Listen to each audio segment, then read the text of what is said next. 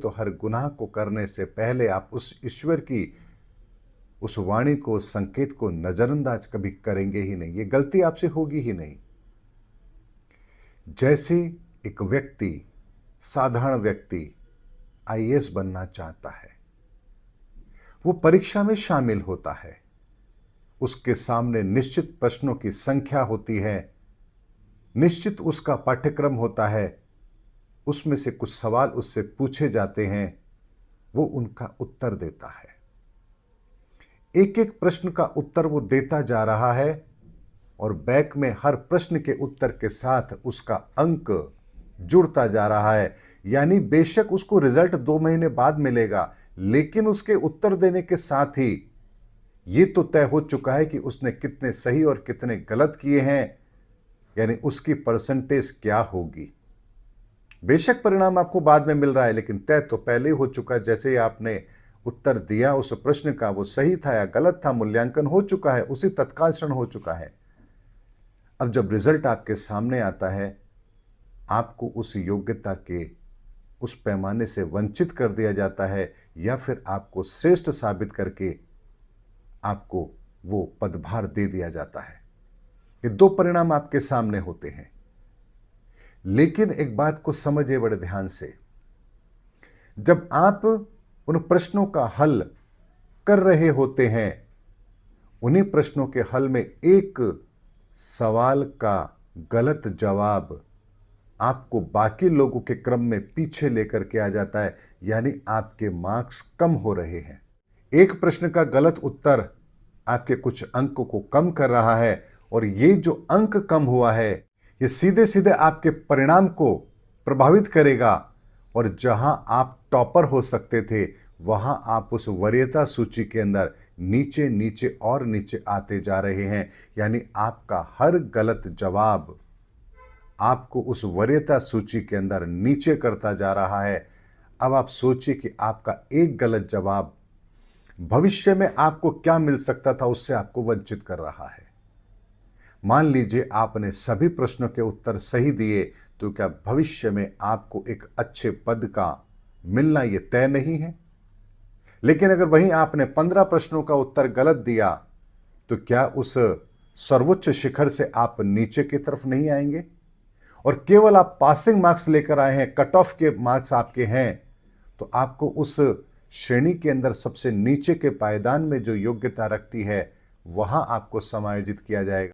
यानी कि परीक्षा तो एक ही थी, लेकिन आपका हर उत्तर आपको भविष्य के अंदर किस योग्यता से वंचित कर रहा है, इस बात का अंदाजा आपको उस दिन नहीं था जिस दिन आप एग्जाम दे रहे थे। ठीक इसी तरह से हमें भी ईश्वर ने इस धरती पर भेजा उस योग्यता के पैमाने के लिए कि तुम नर से नारायण बनना चाहते हो, तुम्हारी बड़ी तमन्ना थी, तुम ईश्वर को पाना चाहते थे। जाओ, मैंने तुम्हें नर बना करके ये मानव का शरीर देकर इस धरती पर भेजा है। जाओ अब उन संसार के नियमों की पालना करते हुए दुनिया के उन सवालों का जवाब तैयार करो।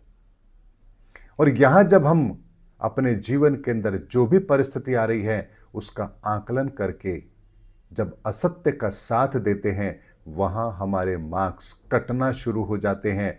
और ठीक वैसे ही जैसे इस दुनिया के अंदर आए हुए हर इंसान के लिए सर्वोच्च सम्मान, उस ईश्वर की प्राप्ति, ये विधान सभी के लिए निश्चित किया हुआ है, लेकिन जो जितनी गलती करता जाता है, वो उतने ही अंकों को कटवाता जाता है और अपनी भविष्य में गति को कम करता चला जाता है।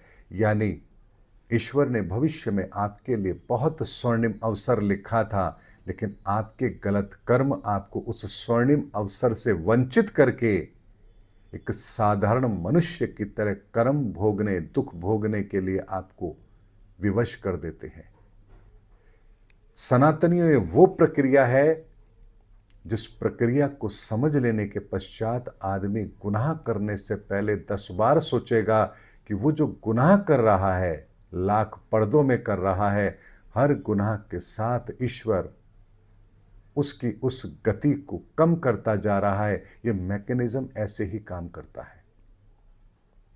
जैसे एक एक अंक आपको वरीयता सूची के अंदर नीचे लेकर आता जा रहा है और एक कट ऑफ के बाद में आप उस प्रक्रिया से ही वंचित कर दिए जाएंगे, ठीक उसी तरह से हम जब गलत कर्म करते हैं, हम एक एक पायदान उस ईश्वर की कृपा से दूर होते जाते हैं और एक ऐसा समय आता है जब वो आपका अंतिम अंक, अंतिम गलती जो आप कर बैठते हैं, वहां से आपको उस योग्यता से वंचित कर दिया जाता है जहां अब आप उस परीक्षा के उत्तीर्ण होने के लायक ही नहीं हैं।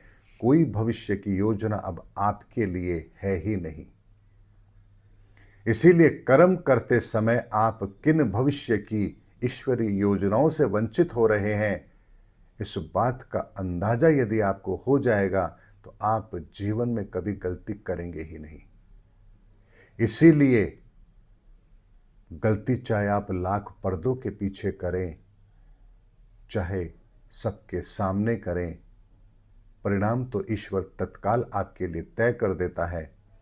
लेकिन हम मनुष्यों की एक, क्या कहूं, नासमझी है कि हम गुनाह करते समय ये देखते हैं कोई देख तो नहीं रहा, कोई सुन तो नहीं रहा, किसी ने कुछ कहा तो नहीं, कोई यहां है तो नहीं, अगर नहीं है तो गुनाह कर लो, किसने देखा।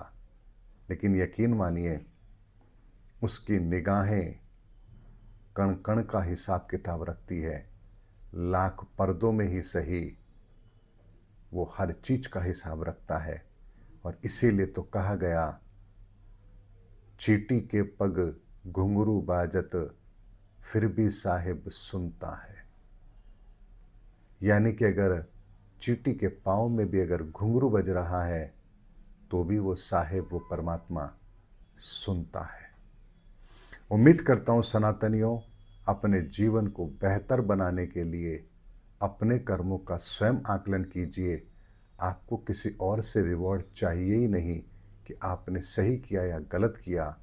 स्वयं आकलन कीजिए कि आप सही कर रहे हैं या गलत कर रहे हैं, क्योंकि आपके कर्मों का हिसाब किताब आपको देना है, किसी और को नहीं देना है।